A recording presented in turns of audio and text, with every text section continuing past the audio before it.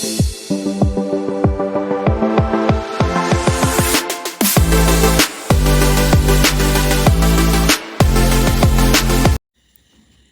Jagannath friends. तो सुभद्रा योजना नहीं आसी बहुत बड़ अपडेट कौन भिडियोटी को फास्ट और लास्ट पर्यंत देखूँ फुल्ली डिटेल्स भाव जानीपारे। जदि चैनल नुआ अच्छ एवं सब्सक्राइब करनी तो आगू आसुवा सबकि अपडेट आम चैनल मिल।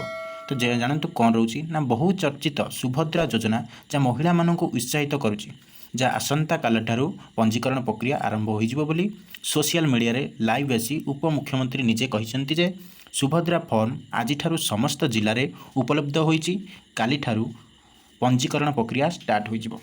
तो आपण मैंने जानीपारे उपमुख्यमंत्री लाइव आसी कहते। तो आसतु जानिबा कौन कहते फुल डिटेल्स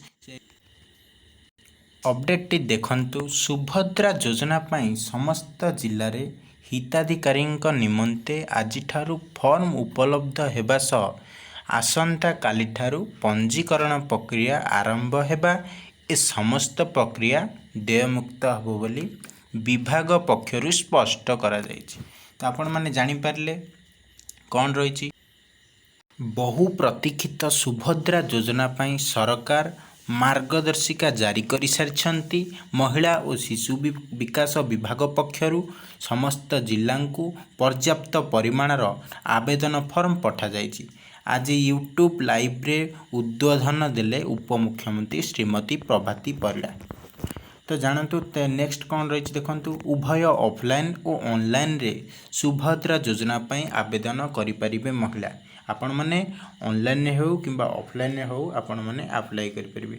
गोटिए परिवार रे एकाधिक महिला मध्य एही योजना रे लाभ पाइबे बोली घोषणा करि सारिचंती उपमुख्यमंत्री प्रभाती परिड़ा। 5 वर्ष रे 10टी किस्ती रे प्रत्येक हिताधिकारी को 50,000 टंका देवे मोहन सरकार। 21 रु 60 वर्षर महिला एही योजना रे लाभ पाइबे। एही योजना अधीन रे ओडिशार 1 कोटी रु अधिक महिला उपकृत होई परिबे बोली उपमुख्यमंत्री श्रीमती प्रभाती परिड़ा कहिसंती। तो एबे जानंतु केमिति मिलिबो फॉर्म केउंटी करिबे आवेदन।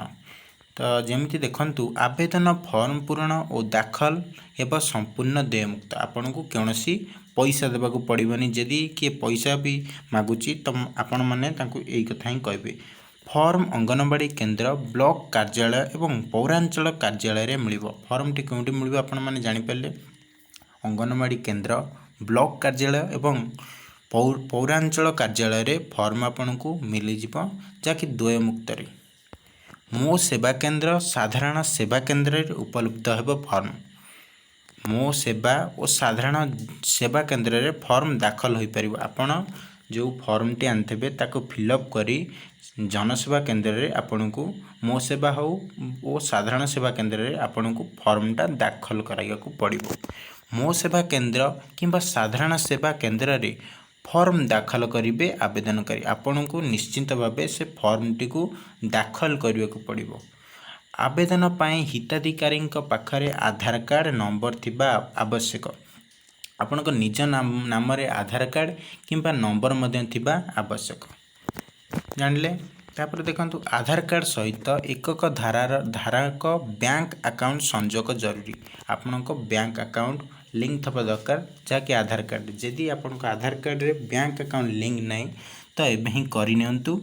बैंक अकाउंट टी चालू थिबा और सीधा सड़क टंका सहायता पाई सक्षम थिबा आवश्यक। हिताधिकारी मोबाइल नंबर टी मध्य आधार कार्ड सह लिंक थवा आवश्यक। आपणकर जदि मोबाइल नंबर लिंक नहीं आधार सहित तो आपण माने जल्दी भी कर दियंतु। तो यही थिला ये भिडियोटीर अपडेट आपण माने जानि पारले सीधा सड़क ये वीडियो माध्यम रे। तो चैनल सुभद्रा योजना रिगार्डिंग रे जदि किछि भी अपडेट आसे तो मु आपन को वीडियो मध्य रे अपडेट करि देबी। तो चैनल टी को सब्सक्राइब करी रखि थांतु। चैनल नुआ छ तो भी सब्सक्राइब कर बेल आइकन को ऑल रे प्रेस कर दियो। तो आमर जे भी वीडियो आसो सर्वप्रथम आपण मानक पाखरे पहुंची जिवो। Thank you. जय जगन्नाथ।